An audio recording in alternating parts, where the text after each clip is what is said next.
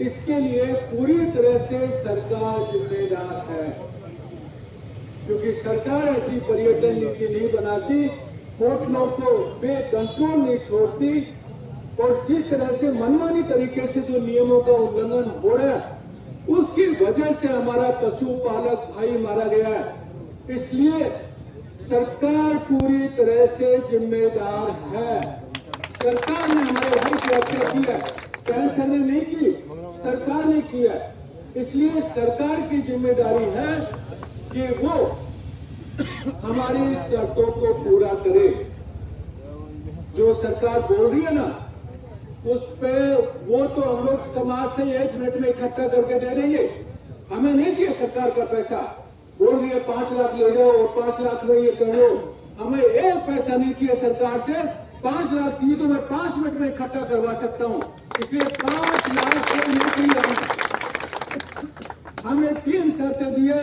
एक कि जिंदगी तो वापस नहीं लेके आ सकते, वो तो मैं भी मानता हूं, लेकिन हमारी जो बहन विधवा हुई है, एक उसके छोटा सा बच्चा और एक बच्चा पेट में,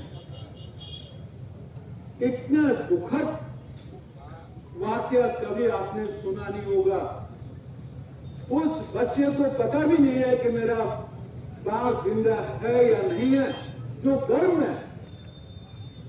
इसलिए माँ बाप दोनों बूढ़े हैं। इसलिए उस परिवार की हालत को देखते हुए हमने मांग की थी कि हमें 1 करोड़ रुपए मुआवजा चाहिए। दूसरी हमने मांग की थी कि भाई परिवार को भरण पोषण, आजकल 1 करोड़ से भी कुछ नहीं होता है। जब बच्चे बड़े होंगे ना, और जब उनके खर्चे बढ़ते जाते हैं, इसलिए परिवार को चलाने के लिए, परिवार का भरण पोषण करने के लिए परिवार में से एक आदमी को सरकारी नौकरी मिलनी चाहिए।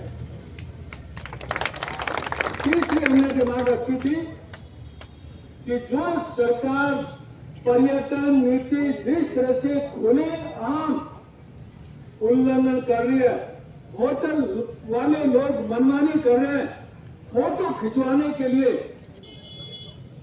वो जिस तरह से उनको पैंथर्स को नजदीक लेके आते हैं, जो बफर एरिया है उसमें लेके आते हैं, और पशुपालक उसमें जाएगा ही, पशु को कहां चलाएगा। इसलिए जो वन नीति और पर्यटन नीति में वो बदलाव किया जाए, और यदि सरकार ने नियम बनाया तो उसका उल्लंघन क्यों हुआ, उसके लिए कंट्रोल की नीति बनानी चाहिए।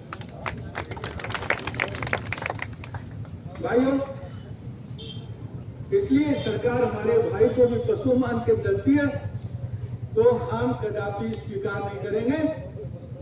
36 कौम के लोग हैं यहाँ पे। ये घटना किसी के साथ भी हो सकती है।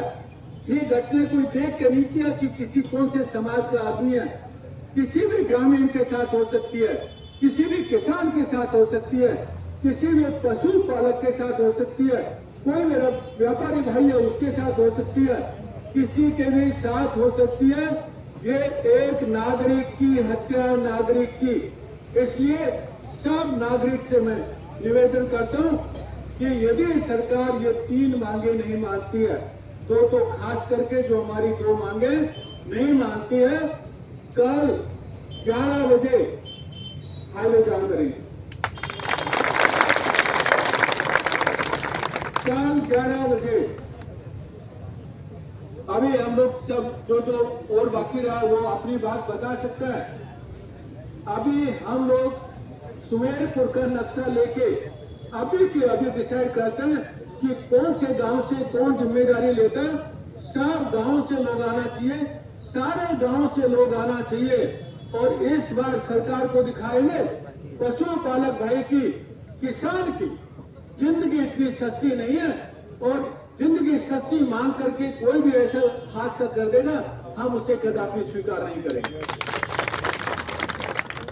इसलिए जिस भाई का भी कुछ बताना है बता सकता है। उसके बाद मेरा यही निवेदन है, बाबरा साहब भी यहाँ पे, जो देवड़ा साहब भी बैठे हैं, बाकी लोग भी हमारे बैठे हैं, सब लोग एक एक करके गांव का नाम लेके जाते हैं और गांव की जिम्मेदारी देते हैं कि उस गांव से ज्यादा लोग आए।